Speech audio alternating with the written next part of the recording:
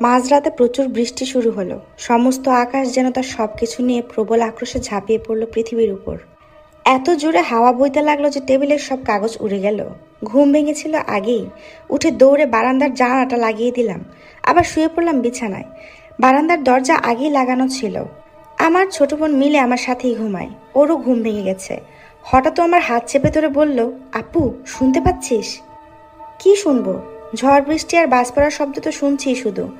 ভালো করে শুন, কে যেন বারান্দার দরজায় বাড়ি দিচ্ছে। ভালো করে শুনলাম, হ্যাঁ, কেউ বাহিরে বারান্দায় দাঁড়িয়ে আমাদের রুমের দরজাতে বাড়ি দিচ্ছে। প্রথমে একে ঝড়ের হাওয়ার ধাক্কা মনে করলেও এখন স্পষ্ট বুঝতে পারছি এটা কারো হাত দিয়ে বাড়ি দেওয়ার আওয়াজ। ভয়ে আমার হাত পা হিম হয়ে এলো। আমরা থাকি 6 তলার উপরে। আমাদের রুমের সাথে বারান্দা। আমাদের পুরো বারান্দায় গ্রিল দিয়ে ঘেরা। বাইরে থেকে কারো বারান্দা আসার সুযোগই নেই। আর রাতে ঘুমানোর আগে আমি বারান্দার দরজা লাগিয়ে ঘুমিয়েছি। ঘরের কেউ বারান্দায় গেলে তাকে দরজাটা খুলে যেতে হবে, কিন্তু দরজা তো ভেতর থেকে বন্ধ। বাড়িতে মানুষ বলতে শুধু আমরা 2 বোন। আব্বা আম্মা পিরিজপুর গেছেন। আমাদের এক দুঃসম্পর্কের দাদা অসুস্থ, তাকে দেখতে। তাহলে বারান্দায় যে আছে সে কে? দরজা বাড়ি দেওয়ার শব্দ বাড়তেই লাগলো। চুপ করে আছি, বুঝতে পারছি না কি করব। এমন সময় মিলে চিৎকার করে উঠল। ওর চোখ জানালার দিকে। আমিও সেদিক তাকালাম। আমাদের জানালা থাই গ্লাসের। প্রচণ্ড বৃষ্টিতে গ্লাস ঝাপসা হয়ে গেছে। সে ঝাপসা গ্লাসের উপরে এক মানুষের অবয়ে। সে চোখের কাছে 2 হাত জড়ো করে রুমের ভিতর তাকিয়ে আছে। আমি মিলিকে শক্ত করে জড়িয়ে ধরে বললাম, চুপ, তাকাবি না ওদিকে। মিলি থরথর করে কাঁপতে লাগলো। এই সময় কেমন যেন কানে তালা লাগানোর মতো শব্দ শুরু হলো। দেখি সে জিনিসটা গ্লাসের উপর আঁচড় কাটা শুরু করেছে।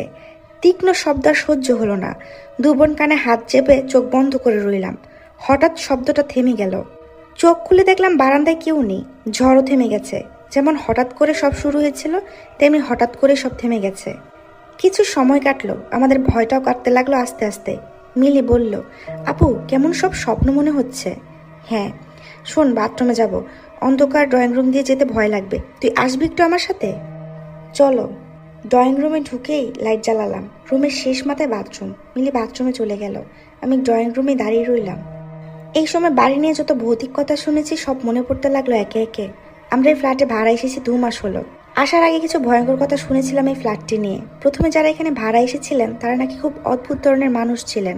বাইরে বের হতেন না খুব একটা, কারোর সাথে মিশতেনও না। হুট করে তারা একদিন ফ্ল্যাট ছেড়ে চলে যান। বাড়িওয়ালা ফ্ল্যাটের খোঁজ খবর করতে এসে দেখেন দেয়ালে অদ্ভুত সব লাইন, সাইন আর ছবি আঁকা। মানুষজন বলা বলি শুরু করলো এগুলো ব্ল্যাক ম্যাজিকের সাইন। বাড়িওয়ালা ফ্ল্যাটটাকে চুনকাম করে আবার ভাড়া দিলেন।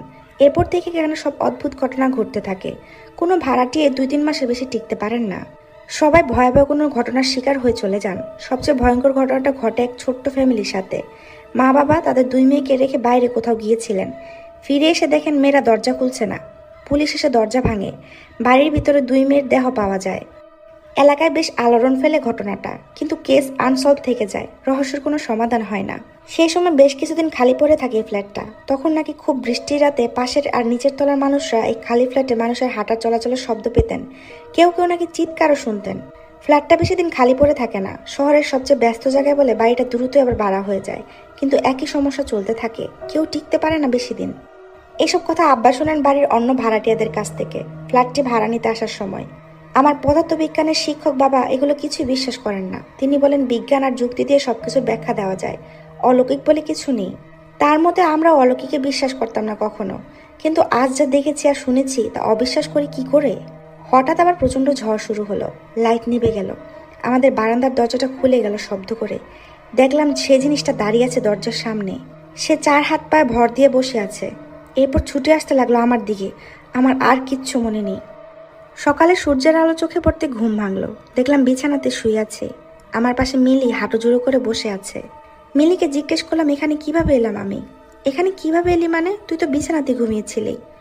তুই না বাথরুমে গিয়েছিলি? ও জিনিসটা আমার দিকে আসতে দেখে জ্ঞান হারিয়ে ফেললাম। কি বলছিস এগুলা? পাগল হয়ে গেছিস নাকি? কি বলিস? কালকে রাতে দেখলি না কে যেন বারান্দায় বাইরে দাঁড়িয়ে আছে? কি উল্টোপাল্টা বলিস? কাল রাতে ঝড় শুরু হলো, তুই লাফ দিয়ে জানালা বন্ধ করে ঘুমিয়ে গেলি। ও, তাহলে মনে হয় স্বপ্ন দেখেছি।